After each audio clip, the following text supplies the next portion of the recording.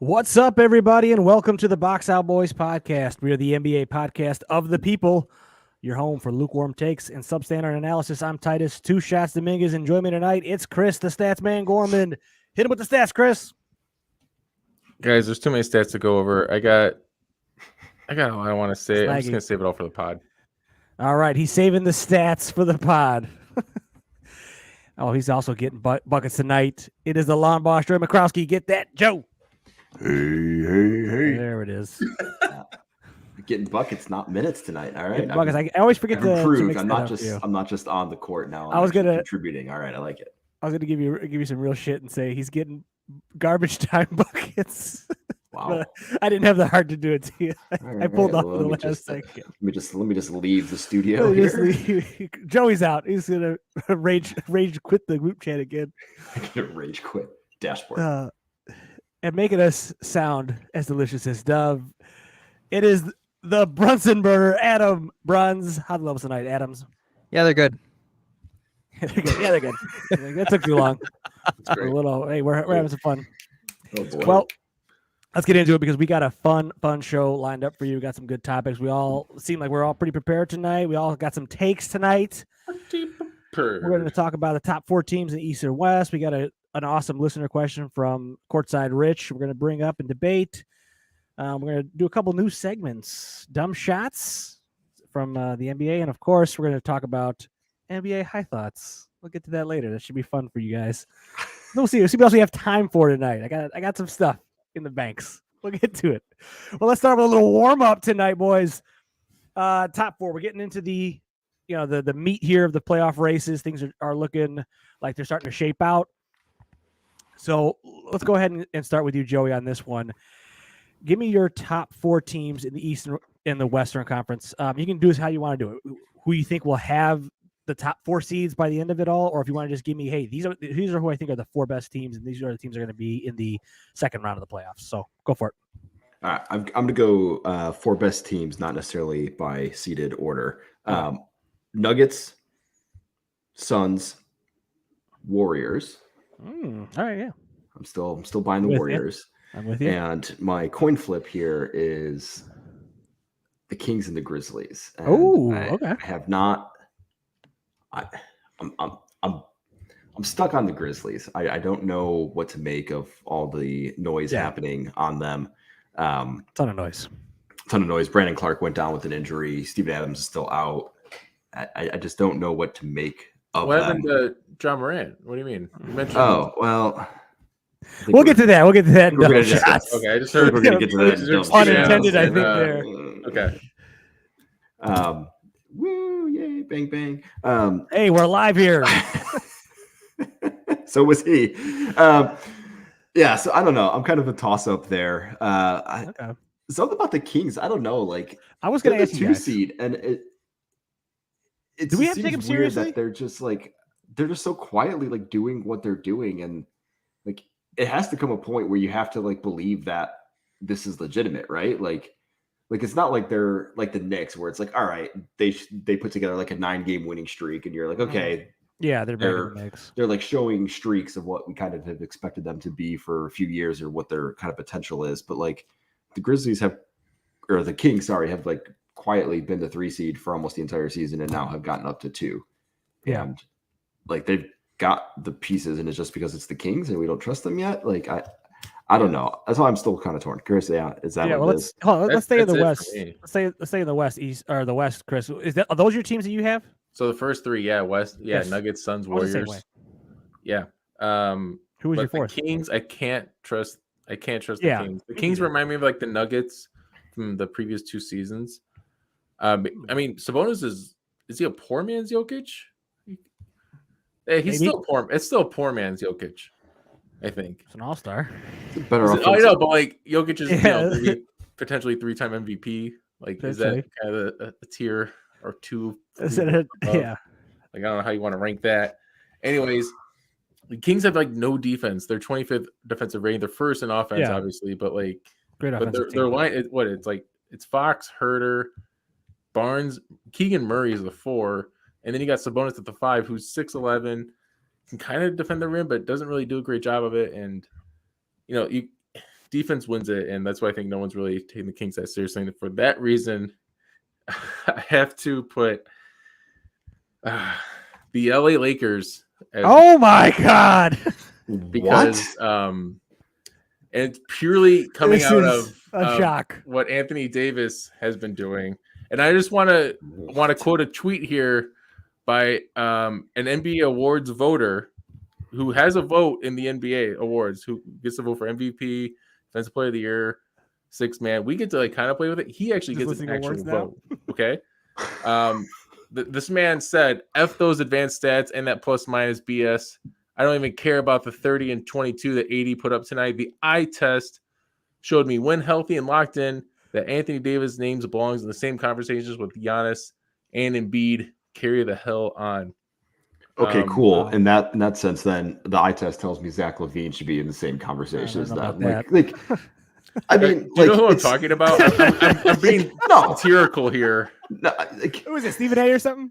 That was Kendrick Perkins. Oh, Kendrick Perk. Okay, I was gonna say is Perk And, or is- okay. Well, The the problem way you is were I reading kind that of off, actually- Chris, it I know, sounded I like you know. were being serious here. But I am to the point where like 'Cause you I also agree with chose him on them the as the on the top four AD seed. piece. He got 30 points and 22 rebounds. That's nothing, and on an efficient rating that which he leaves out because of the eye test. Yeah. Actually, literally, don't trust what your eyes are seeing when you're watching basketball. They really deceive you a lot. It does. so So did you talk yourself out of having them as the fourth best team? I'm actually No. confused.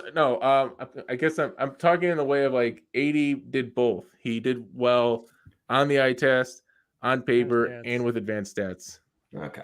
so okay. with AD, Initially, I thought it was kind of crazy when you said it because so I think the three teams are clear. We all had Denver, Phoenix, Golden State. We all had them in that order.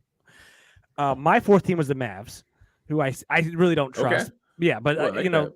but they were the team. I'm like Luka, Kyrie, playoff series. I trust them more than I trust Sacramento and more than I trust the Grizzlies right now.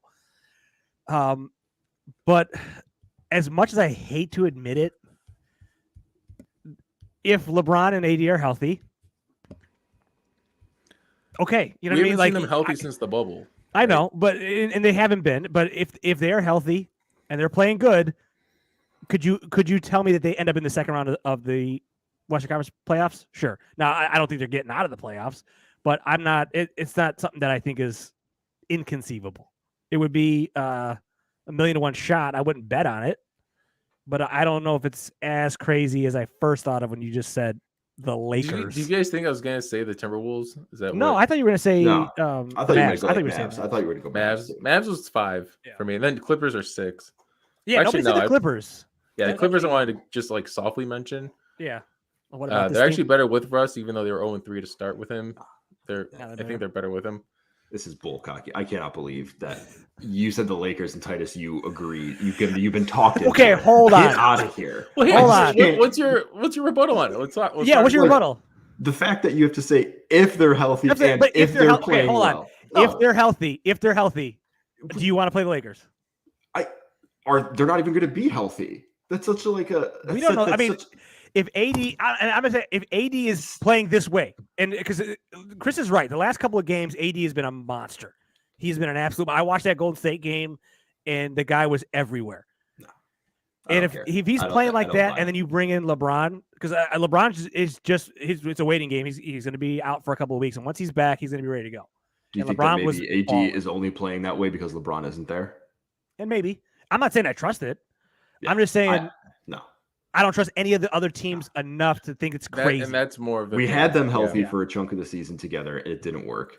Honestly, I would have put Hold the on, but They this Grizzlies is made here. some. They This is made after some the moves. moves. Yeah, cool. They haven't been healthy Like, since the moves. But like, If we talked those about moves- this last week, No. I would have had the Grizzlies in here. But since Yeah. John Morant was at a strip club with, I think we're all in agreement. whatever. The Grizzlies are They're iffy. they're not winning anything this year. The Grizzlies aren't. They're so unfocused right now. They're done. I can't trust the Kings. So then it's like to me it's a bunch of maybe teams. It's the Timberwolves. It's the Mavs. It's the Clippers.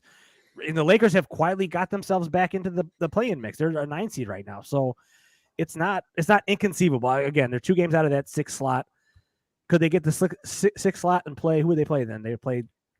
Well, right now it's the Grizz and Kings keep going back and forth on that 2 or 3 spot. You mean to tell me Lakers against the Grizzlies without John Morant or something? Let's be honest. I don't Jaws know. playing when the playoffs come around. Yeah, I mean, I agree with that. Yeah. That's not happening. So, but that was interesting. But all right, so Chris, let's go to you in the East. I feel like this is more clean cut. But what are your East teams? Yeah, Bucks, Celtics, Sixers, Cavs. The only question I kind of had was, do I want to say New York instead of Cleveland? But after what Donovan Mitchell did to Boston this week, you have to put Cleveland in there. And they're also ranking wise, they're one of the only teams that have the highest point differential in the league. Oh, they're number one now. Yeah. Yeah. At 5.5, which is incredibly low for a top man. That's so crazy. That's wide open. It's Joey, same for you. Same four. Do you have a different order, maybe? No, it's Bucks, Celtics, Sixers, Cavs. Bucks, Celtics. Donovan Mitchell is scary. Yeah. That's unreal. I'm really happy for him. Yeah, me too. Because I think he's going to have a good playoff run here. I expect him to get to the second round. The thing is, sorry. No, I said I right now currently have Philly second. I have Milwaukee, Philly, Boston, Cleveland. That's the only knock I have right now, just because Boston's not playing great right now, and Philly's has found a rhythm here. But when it comes to playoff time, I think I still do trust Boston more. But is it simple just to put in this order of like who do you fear the most out of these four? Like, how do you rank these four? Like Giannis, Tatum, Embiid, and Donovan Mitchell. Ooh. Is it that order, or do you flip anything? Yeah, no, I think it's that order. I fear Giannis first, Embiid second. Yeah, I think you're right. Tatum third for sure. Yeah, no, that's the right order. Also, you had Embiid second, so you're flipping Tatum. And Embiid. You had Tatum. I had Tatum second. Yeah. No, I would fear Embiid over Tatum. I think any game situation Embiid, but if you tell me playoffs, I still got to go Tatum right now just because he's had the better record. But it's just funny when you think about playoffs because it's like, all right, there's 3 minutes left. Yeah, I've just seen Embiid turn the ball over so much more often than Tatum in those 3 minutes. Yeah. It may just be a head thing more, but and like this season, it might be completely changed around. Like I'm kind of with you, Joey. If you're telling me going into this playoffs, how would you rank them? I would have it Giannis, Embiid, Tatum, and then Mitchell. But if you're going on like past resume and everything like that, yeah, all right, I'll give the nod to Tatum. But that was a good one. That's wrong comment. Go to dogehype.com. Oh, sweet. Okay. Thank you. I'm trying to see how to clear it out, actually. GPT. Yeah. All right. Let's go into our second topic from tonight. What, you can't believe what? The Lakers thing? I can't believe it. You're just salty because you've hitched your ride to this Lakers not making the playoffs thing. I have, and I still stand by it. But it's all right. You've hitched your ride to that. You've hitched your ride to the Bulls making it, and they're done. Out of all the Lakers for 2 years. Out of all the choices that we could have had, I was fine with Chris picking that for you to just be like, oh yeah. No, I just said it's not crazy. I just said it's not crazy. It's not crazy. That's all I'm saying. I'm not saying it's a good pick. I'm just saying it's not that crazy. Yeah. It's all right. At this point, you have to kind of go, maybe. It's not terrible. Not terrible. All right. It is terrible. I want bench minutes again. Give me bench minutes. All right. We had a good listener question from Courtside Rich, our boy, bringing in the hot takes. All right. So to kind of sum up this question he posed to us, he said, where does the coach rank in importance as a member of the team or organization? He said, basically that the number one player is obviously the most important. Giannis is the biggest factor on the Bucks. But how important is the coach compared to the second best player, your third best player? How does that go? So, Chris, we'll start with you because I know you had some stuff here going. I did some substandard analysis for this. I ranked all of the coaches 1 through 30. Oh, actually, I got some trivia for you guys. I want to go over first. All right. What do you believe average tenure for a coach in the NBA? Over under 4 years. Ooh, I was gonna say 5 years, but that's probably lower. It's probably 3.5, like average. Like active Joey, right now, or just in general? What's the average coach tenure? Yeah, 3.5. It's 3.7. All right, yeah. What do you think is the average player tenure over under 4 years? Over. Yeah, 5 and change. It's 4.5. 4.5. Okay. So you guys were right on both. I don't know what that says. I kind of looked at that as like, all right, maybe players have a bigger impact on the game. I went through a correlation analysis to ranking the top coaches according to ranker.com, which is a site where you literally just press an up button or a bottom button and ranking coaches. Greg Popovich was number 1. His team is currently 20. Yeah. How's that working out for him? In the NBA? Where are they? 28th in the NBA? That's just hanging on to the past. So correlation analysis within 5 ranking spots, there's 10 teams. So it's kind of like a substandard analysis. Like, is this good? Is this bad? Does this mean anything? Exactly. Like Ime Udoka. What are you telling us? So Ime Udoka was considered the second best coach in the league. Now we've got Joe Mazzulla. He's 8th. Is there a higher replacement value with coaches than there would be with some players? And like, when do you see that kind of replacement value? When can you just have that kind of a switch happen? And like, with your 6th man, Saddiq Bey is with Atlanta. Malcolm Brogdon was signed for the Celtics. That's the 6th man. But can you go even higher than that? Is it your 5th best player? Is it your 4th best player?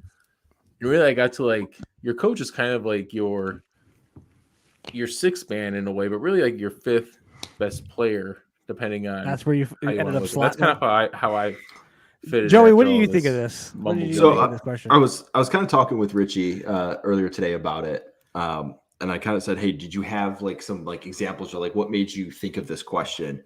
And Billy Donovan. For some reason, that was actually one of them. Okay. The thought was like, if you swapped Billy Donovan for Steve Kerr, 10 years ago, where the Warriors still have had their dominant run. And then he kind of went on to, if the Bulls in the 90s had someone like David Blatt, would the same thing have happened? And as we were talking, kind of come up with like, on the player side, like on the Miami Heat, is Eric Spoelstra more important to the Heat than like Bam Adebayo, who's their number 2 player? Yeah.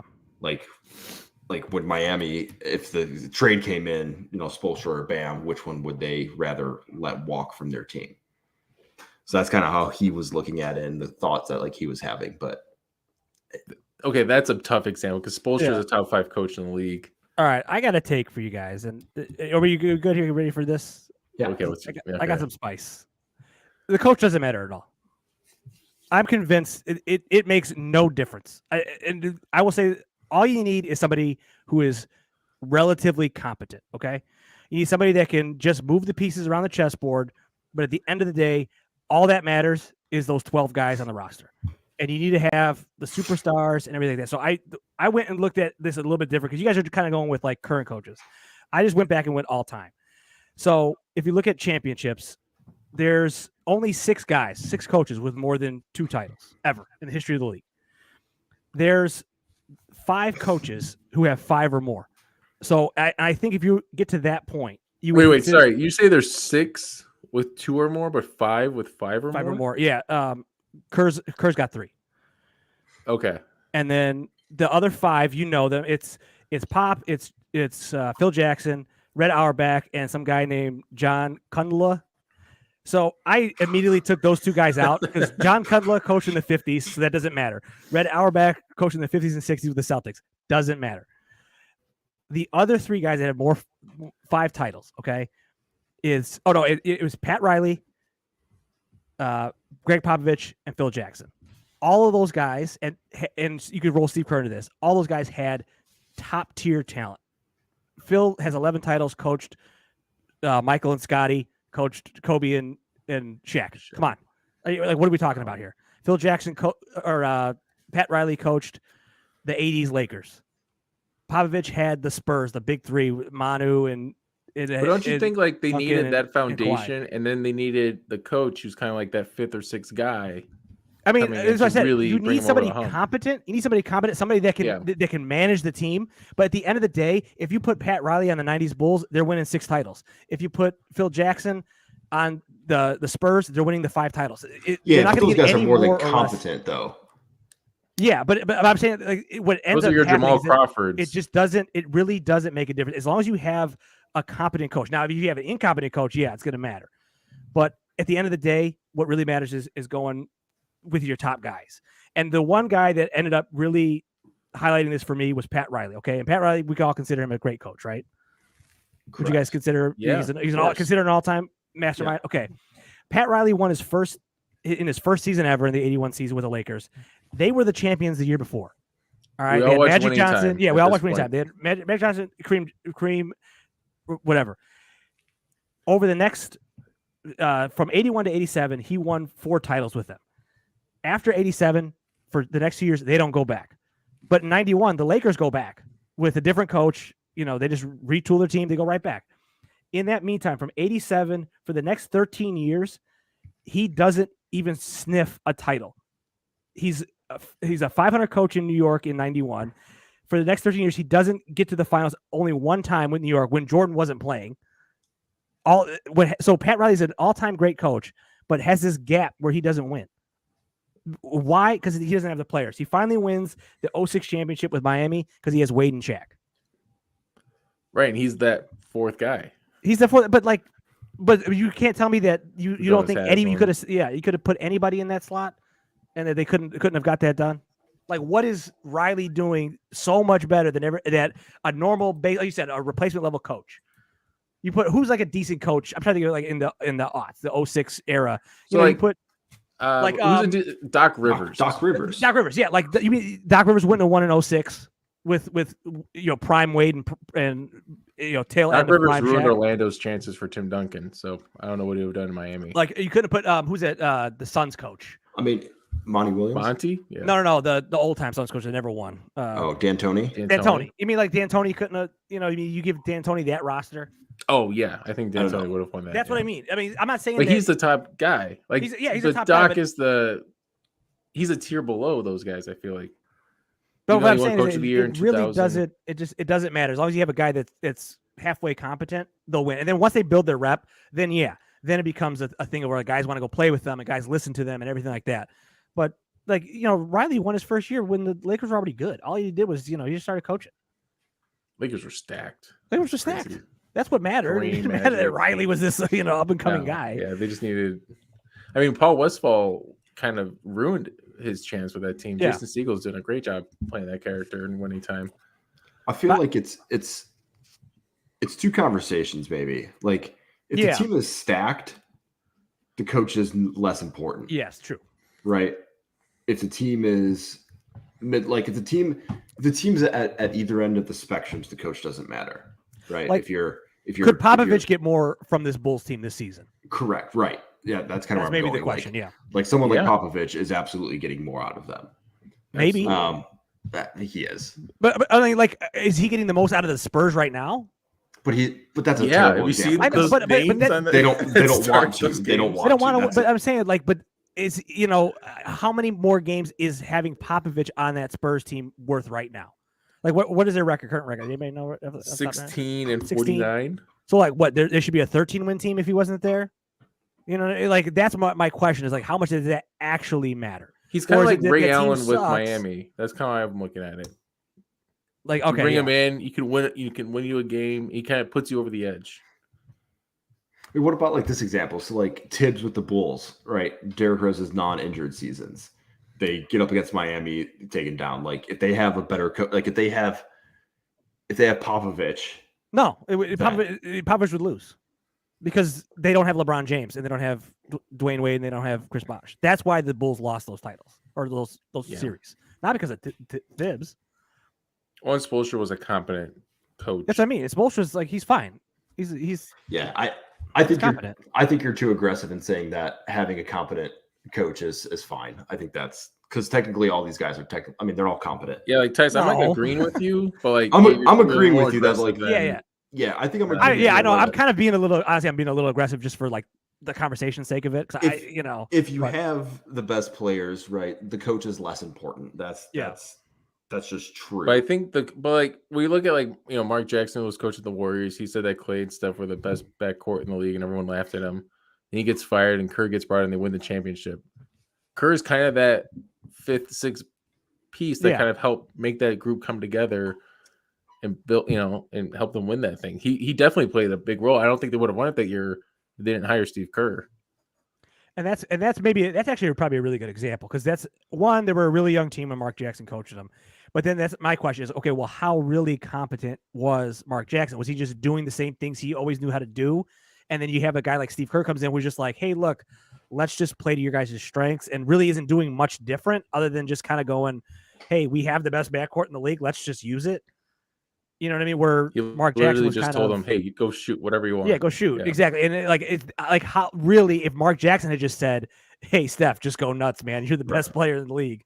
Like, go for it. Like, would he be the guy sitting there with 3 rings? When also thinking about it, Kerr won how many rings? Like 4 or 5, but as a player. Yeah, as a player, yeah, 4. And he beat Mark Jackson, right, in the playoff series. Yeah. And so the Warriors had respect for Steve Kerr having won it. And Kerr beat Mark Jackson all those years ago. Is that maybe why Yes, that's maybe what it was. Kerr got the respect? Beats him you know?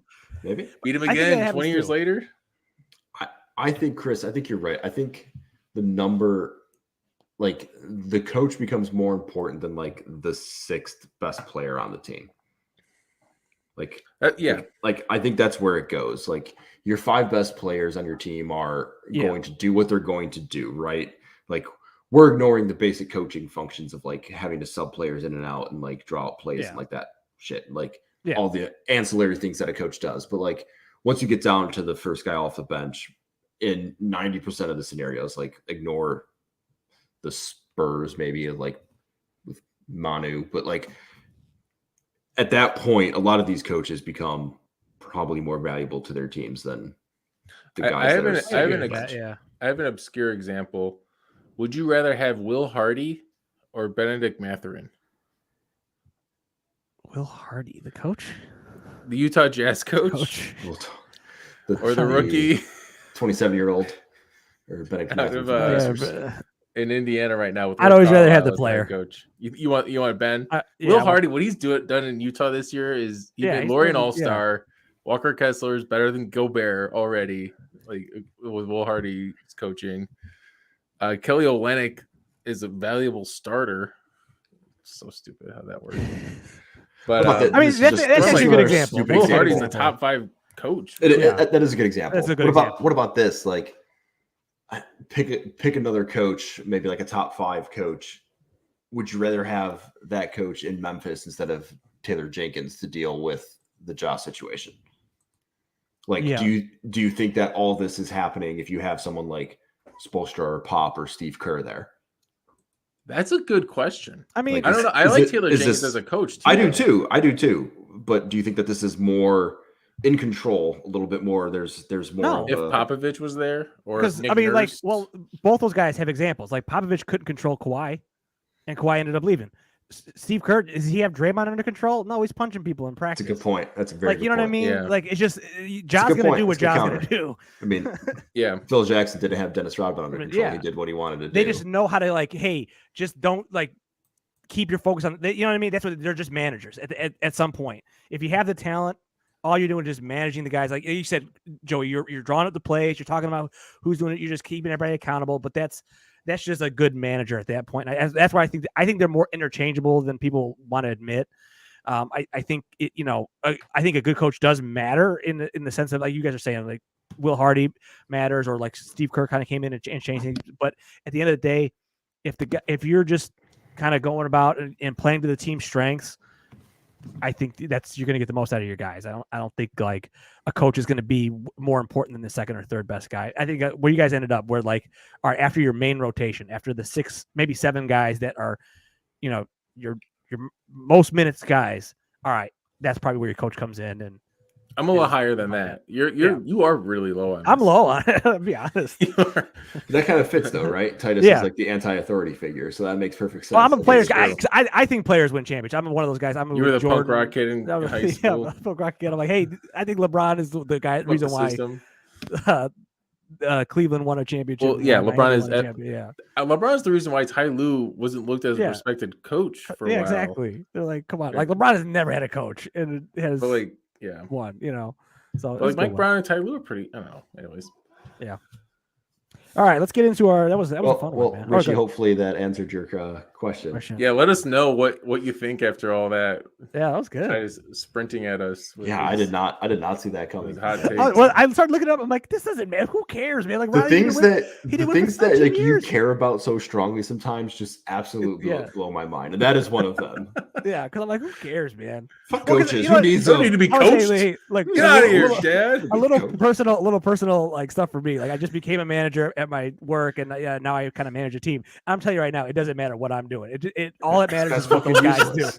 If those guys Yeah. are on their stuff and they're doing it, it's gonna make me look good. If they Yeah, don't, but when they're like, not on their stuff, but all I can really you do is just become go, hey, invaluable. could you, hey, can you do this? Yeah, there's some things I can help with, but it's like, come on, at the end of the day, it's up to those guys, man. And all I'm You doing is still just matter. putting them in position. So, anyways, we can keep moving on you should All right, let's- refocus your efforts on getting the best out of your team all the time. all the time. Win on 3, win. All right, let's go to our third topic of tonight. Hopefully, this could be a kind of a recurring segment. We might do something that's called dumb shots. So every game in the NBA, somebody takes a dumb shot. Somebody hoists one from about half court. Maybe takes an ill-advised fadeaway or something. So from the NBA world, we're gonna look around and find some dumb shots. We got a pretty obvious one this week. Kind of makes sense. So let's go to you, Joe. You had a few ideas in the hopper, and then I had one that I heard on a broadcast. So go ahead, man. Yeah, you want me to just run down my list of Run on your list, and then we'll get Chris's take on those. And Okay. So my nominees or thoughts were obviously John Morant. So last Friday, after they lost to the Nuggets, he decided to pop over to a gentleman's club. as they do, Technical term. Yes, as they do. About 5:30 in the morning, he decided to then hop on Instagram Live, shirtless, wearing his new Nike chain that he got for his shoe release coming out.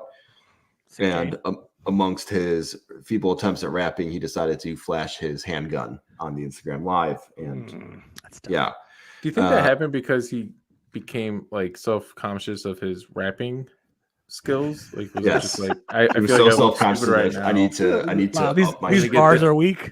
These Yeah. bars are weak. Yeah. Yeah. So obviously that's a down, not just for the fact that he's stupid and went on Instagram Live and flashed a gun, but also if he was in Denver with his gun, there is one way that he had his gun with him, which is Yep. he likely brought it on the team plane, which is against NBA rules. So there could be 50 game suspension potentially in the hopper here if that does confirm point. out to be true. His whole crew was with him, so it's possible they had it. Who knows? That's Yeah. number one. Number two, Kendrick Perkins talking about Jokic's MVP chances and the fact that he is stat padding, and then also throwing in the fact that only 3 MVPs have won that were not leaders in scoring, and they were all white. So throwing the race piece into this, that seems to be Sneaky athletic. super hot take there. So that's my number 2 one. Number 3 was Devin Booker. I mentioned this, I think it was Sunday, that Yeah, the group chat. yeah, he was just talking smack just around, and then he got into it with Luka, talking a little smack with like 3 seconds left in the game. Titus, you said it's like, hey, come and do something now. My big brother's here.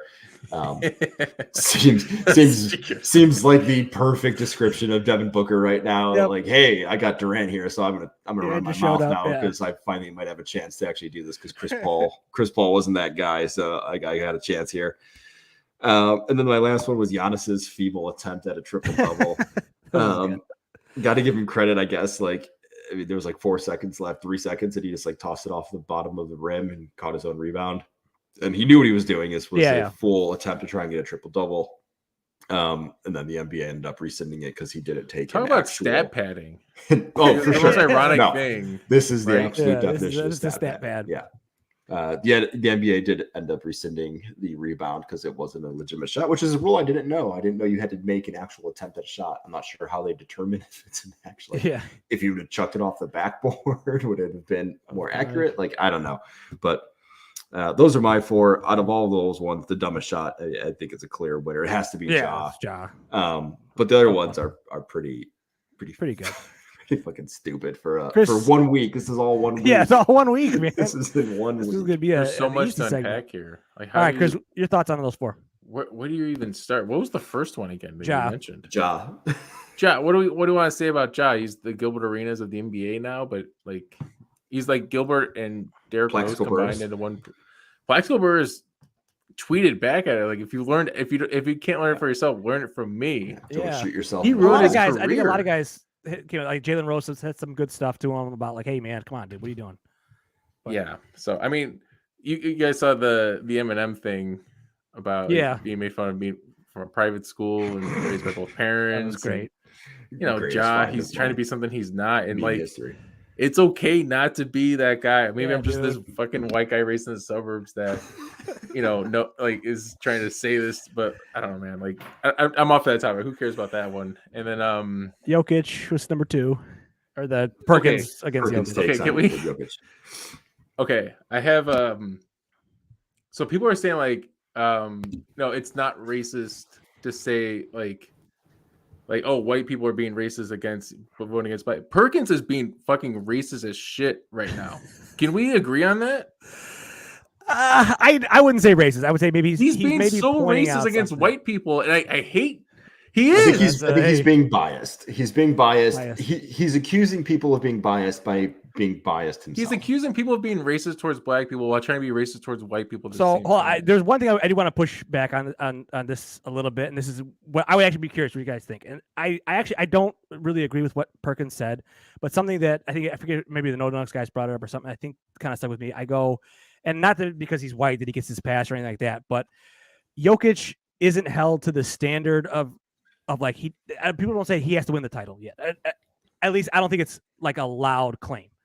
Where like you look at Giannis, who had won the back-to-back, and then when he was going for the third, you know what I mean? I think they were the number 1 seed that third season, but everybody was saying he hasn't won the title. He hasn't, done it in the playoffs, and they didn't give him that third MVP. That's where I go, I don't know if Jokic is getting that, and I'm not saying that's because he's white, but it's just kind of weird, and that's the kind of stuff that ends up looking bad when you're coming from a person of a black person's perspective or a person's of color. They've been saying that about Luka and Harden all season. Right, where it's like, hey, Luka's not getting the same hate with the usage rating that Harden was getting. Yeah. And it's because, wait, guys, like you live long enough to see yourself become the villain. Luka's gonna get to be that guy after this season. Jokic will too, especially if they flame out in the first or second round of the playoffs. Jokic is looked at as a loser. Dirk went through this in the early 2000s. What are we talking about here? After 2006, they lost, and he's like, oh yeah, Dirk's good, but he can't win the whole thing. No one was screaming racism there. And then he wins it in 2011, and that goes away. So that's why I'm a little annoyed with hearing this. It's like, we heard these claims already, and it's like we just forget what happened, like a little over 10 years ago at this point. So I think to me, the most annoying part is like if this was coming from somebody who wasn't a former player, I think it would be like, all right, like that's a take that you're having. But like from a guy who played in the NBA, like you should be able to look at this and say, like, he's not stat padding. You could argue that maybe last year's MVP should have went to Embiid, but like to say that it was completely undeserving, like he wasn't like you as a former player and color analyst should be able to look at this and say, like, I know what I'm talking about. Like, this guy is a good basketball player and like he is deserving of these awards. Do I think that somebody else should get them? Sure. Like there are other arguments to have, and nobody would argue that. Like, right. That like Embiid had a case last year. Giannis had a case last year. Giannis has a case this year. Like those are all fine, but to go just come right out. Like I think it was weak. I think it was more of like, I started with the stat padding thing and I kind of got blasted for saying it was stat padding when everybody disagreed with that. So now like I'm in a corner here and I got to get myself out of this corner. And like you said, Titus, like I don't think it's a complete like wrong take. Like there probably is, like the Notice guy said it. They also kind of brought up too that like all the advanced analytics that are coming out, like they come down from the front offices and these teams, and they're run by white men, and like those are things that are real, and that's fine. But like to just come out and then say, and I think that's kind of what JJ Redick was getting at. And then I think at the end of the episode of the First Take, they all kind of like came back together. We're like, yeah, we got a little excessive here, and this is like a little bit too much. We're just talking basketball. I think it just needed to like, yeah, it's basketball. Like it didn't need to have this part of it. Like you could just argue that like Embiid is having a season that is more worthwhile of the discussion than Jokic is. Yeah, because the other thing, I don't want it to go the opposite way too, where all of a sudden you're like, hey, we can't give this award to Jokic because how it might look in optics. Where it's like, no, but Right. if he's the deserving guy, maybe you could say, hey, 3 in a row is a little bit much, whatever. But it's like he's been one of the best regular season players the last 3 seasons. Like, there's no argument there. He's incredible. So I think I was a little more irritated by it than normally, just because, as I mentioned earlier, Kendrick Perkins has a vote in the NBA awards. Mm-hmm. How did he get a vote? Like, I don't. Because he works for ESPN. It's I unbelievable. mean, and he's one of those hot take merchant guys too. He's got a lot of takes. That's where why it's it's like, so dude, annoying. come on, man. Yeah, be better. But like, so then when he says something that maybe, can be looked at a little more nuanced, he just says it in a way that is not. Yeah. Doesn't come about it the right way. When I read that tweet earlier with he was talking about how Anthony Davis should be the MVP discussion with Giannis and Embiid.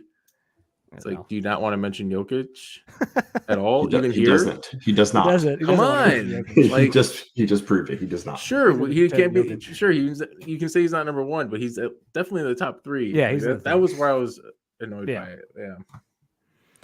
Well, I had a interesting comment that I heard during a game, and I want to run it by you guys if you think it was as dumb as I thought it was. So it was a dumb shot. So I was listening to the ESPN broadcast, which Chris said he normally mutes. Jeff Van Gundy and Mark Jackson, who I could not remember. What's his name? Jeff Van Gundy. I could not remember his name, dude. I don't know why I kept saying. Well, you know what? So on the broadcast, in my defense, they kept calling him Coach. They were always calling him Coach. I'm like, Van Gundy, by the way, what is his first name? I thought it was John, but anyways, I knew it was Stan Van Gundy. All right. So Jeff Van Gundy, Mark Jackson are talking about Kevon Looney, and they're saying that he. Let's see where Chris sent it down. Stepped away for a second. Stepped away for a second. Yeah. All right. Yeah, we'll continue. He said that he was kind of praising Kevon Looney for playing all 82 games last season and playing every game this season, and he was bringing up the point of like they try to make it.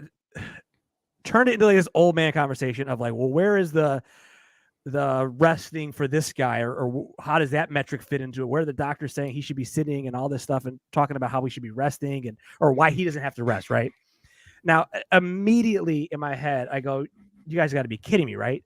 This is Kevon Looney. He doesn't have the workload that the guys that are resting have. There's no way. You can't tell me that Steph Curry and Kevon Looney's workload are the same. They're not." I went and looked up the stats, and this is where I found it was hilarious. Kevon Looney plays 23 minutes a game, averages. Mm-hmm. Steph, Clay, Dre, the guys that are resting, that they're complaining about, 35. average 32 to 34 minutes a game. Mm-hmm. Usage rate, Kevon Looney's 10. He's number 15th usage rate on the team. They're barely using this guy. Like, what are you guys talking about? So I added up the minutes. Kevon Looney, if he plays all 82 at his current pace, he would play about 1,900 minutes this season. If Steph was to play all 82, he would play 2,800 minutes this season, which is 920 more minutes or 40 more Looney games at 20 minutes a game or 27 more Steph games of 34 minutes a game. 40 more Looney games? I like the Looney games. I like the Looney games. Looney games of 23 minutes a game. Steph would be playing 40 more. He would be essentially playing 120 of Kevon Looney's games. Please, I get it. People don't like resting and all that stuff. It was the dumbest shot in the world. You're such an old man.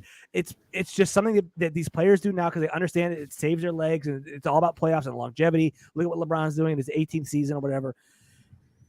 Stop telling me Kevon Looney is like some hero for playing 82 games when he's only playing 23 minutes a game. Come on, you guys should know that. Like that shouldn't even come up. Thoughts? Twofold for me. Rest games are stupid. They should be able to play more than that. I think the argument of saving it for the playoffs is like the sport you play is not for you. It's for the people who pay to come watch you play. And unless you're truly injured, rest games are stupid. On the other side of that, I also understand that they happen and whatever. I'm not going to it's not like a soapbox for me. I'm not going to die on that hill. I think they're stupid, whatever. I completely agree with your take though. That is of all the people you're going to pick, like you're going to pick Kevon Looney and say like, this guy, this guy's not resting. He's not resting. Like that's bad. That's bad. That's an old man take. That is the perfect description of it. That is the reason why Chris mutes ESPN, and it's the reason why often will not watch some of those games or will muted as well. go away from them after a short while. Chris, you gotta step away for a second, but But I think I got. So they mentioned that Kevin Looney playing 82 games. two games they were praising, Iron and they were Man basically kind saying, of yeah, thing. they were saying like, where are the statistics saying that he should be resting? Basically, they were like, well, how come he's not resting every That's game? awesome. And I was like, come on, man, it's Kevon Looney. It's not. The workload's different. I kind of lean more with Joey on that. And actually, I think the resting they're saying. I think this will come out more maybe. As we learn more about it, but the teams are kind of telling the players to rest more than the players wanting to rest themselves. Even though like Anthony Edwards and Michael Bridges, they're playing all 82 games. I don't know if there's something to that. Michael Bridges is more of an anomaly. Yeah. Anthony Edwards was a football player, so he wasn't part of AAU as aggressively as maybe the other guys were, is what Paul George has maybe been saying, which is why they need a rest now. I don't know. And you look at Lonzo and you look at LaMelo Ball. Did they just play too much? Is that why they can't stay healthy? I mean, that's the thing. Like you just don't. You don't know. To injury. Yeah. I think if I play 23 minutes, if Lonzo only played 23 minutes a game, he would probably play all 82. Yeah, that's what I'm saying. If you're gonna play Steph 23 minutes a game, and then he'll play all 82. Okay, cool. Yeah. Does that matter? Like you're not going to be good. Yeah. Your team's not going to be good because Steph played 23 minutes a game. But yeah, he'll play. The last thing on the rest, I heard it somewhere. Somebody was like, rest games are fine, but they need to be like home games only.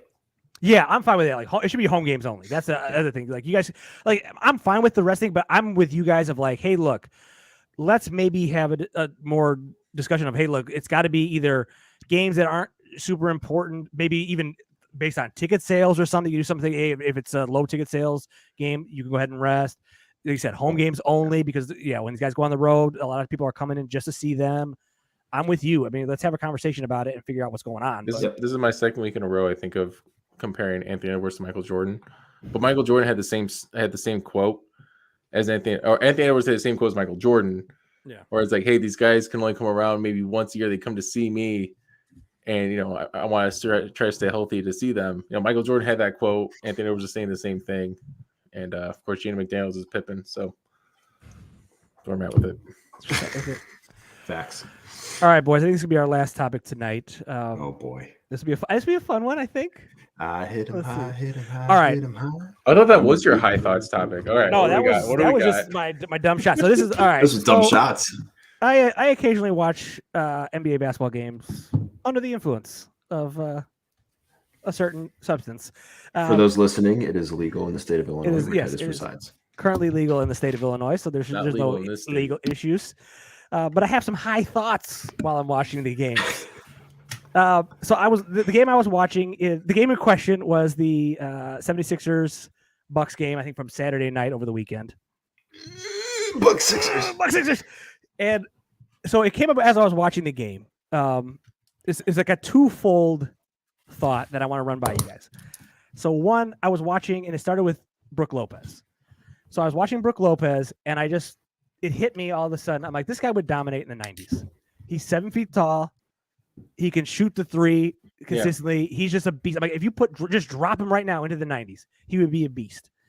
And then as I'm watching the game, I'm like, okay, Lopez, Giannis, Embiid are all on the court at the same time. Giannis is bringing up the ball. Embiid is shooting threes and draining them. Both those guys, like Giannis was like 10 for 12 from the free throw line.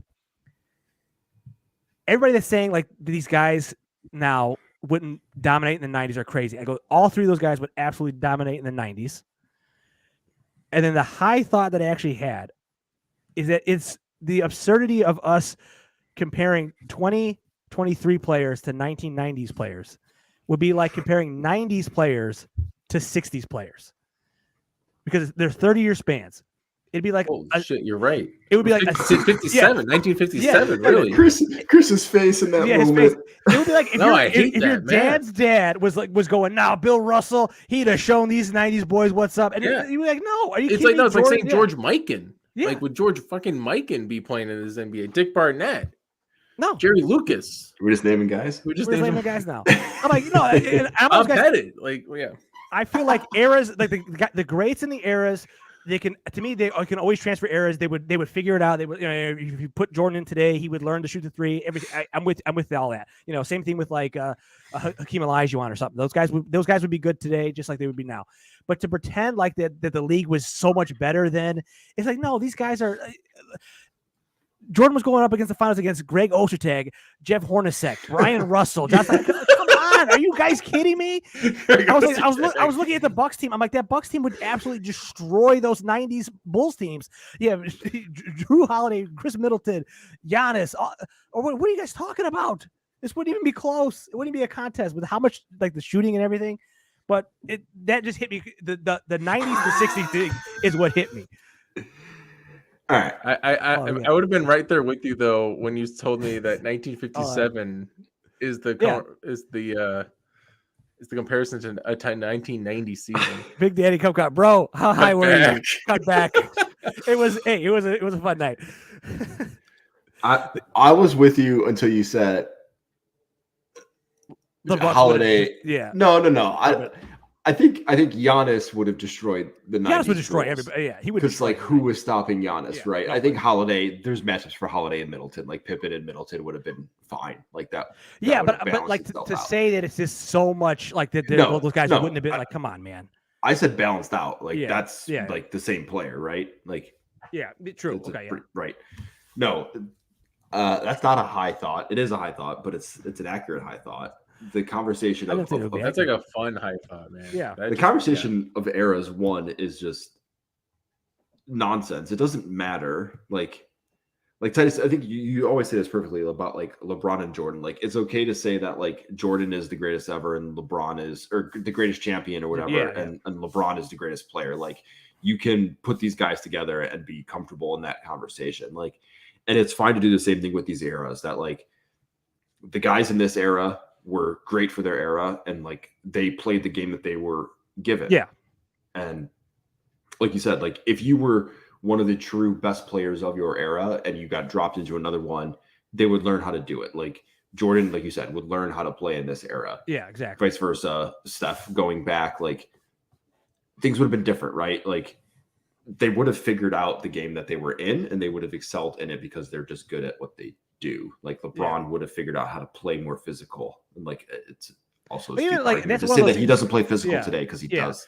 But that's kind of one of those things that I buck back against, like, especially with like the Embiid. Like Embiid and Giannis were the guys that I was looking at, and Embiid in particular, because he's a monster, but he also has that shot that he can really hit the three. And I was like, people. Like Embiid in the '90s would absolutely destroy people. So I'll pull up. I pull up a couple of stats just to kind of help me out here. So one. I pulled up those Utah teams because those teams are kind of embarrassing when you look back at it now. So like Hornacek was a the shooting guard at the time. Yeah. He averaged 14 points a game. Okay. He shot 44% from three. Absolute sniper. On 1.6 attempts per game. Sniper. You guys understand like the attempts per game. 2 shots a game. He's taking 1.5 threes a game. Embiid right now is currently taking he was taking 3. I'm trying to find where I had that stat written down. The game was different, but what I'm saying is it's a math thing. Like those guys are hitting so many threes now, and those you wouldn't be able to defend it in the way like people that I they would just hit them, and no, those guys are shooting from so far out it wouldn't even matter. All these guys are skilled. All these guys can ball handle. All these guys can shoot free throws. You're not going to hack an Embiid. You're not going to hack a Giannis. Yeah. So I pulled up. You can only hack a Simmons now. And the game was different, but the game was different from every era these guys started. Like the game was different when Jordan started, and by the time that he became a champion, he changed the game was different from when LeBron started as a rookie and when he became a champion. Like the game evolves. Like what I'm saying too is like that whole comparison. Like if you put those '90s Bulls into the '60s. And you're like, oh, the Celtics would have rolled them up. The Celtics won 11 straight titles or whatever it was. Like, no, they wouldn't have. Those 90s Bulls would have absolutely destroyed the 60s teams. They would have. Same thing with these teams. These teams would go back in time and they would destroy the older teams because they're better. They're more skilled. So the other stats I'll pull up and then we can kind of wrap it up. I pulled up Hakeem Olajuwon and Embiid, and I compared the two because I think Hakeem's probably the best center of that era, 90s era. Yeah. Yes. So, and Embiid is what, the second or third best center right now? You currently? Yes. Who's the best? It's him. Jokic. Jokic. Oh, Jokic. Yeah. I mean, that's why I had, but you can say it. All right, so I pulled their per 36 numbers because per game was a little bit weird. It was about the same, but Embiid is 33 points a game. Hakeem was 24.6. Embiid 11.6 rebounds. Hakeem 10 rebounds, 10.2. 4.4 assists for Embiid, 3.2 for Hakeem, 1.2 to 1.5 for on steal. So basically, the one thing Hakeem got him on his blocks, 1.6 for Embiid, 3.2 for Hakeem. He's an absolute beast. Free throw percentage, though, 83% for Embiid, 73% for Hakeem. 2-point percentage, 54 to 52. 3-point percentage, 36 to 31, which, again, looks kind of close, but Embiid has 151 makes. This is over 2 seasons. Embiid's last 2 seasons and Hakeem's 2 seasons where he went to the finals and won the championship. Hakeem has made 11 threes in those 2 seasons. Like, it's just it's a different game, and like Embiid would have absolutely dominated. Yeah, the game was different.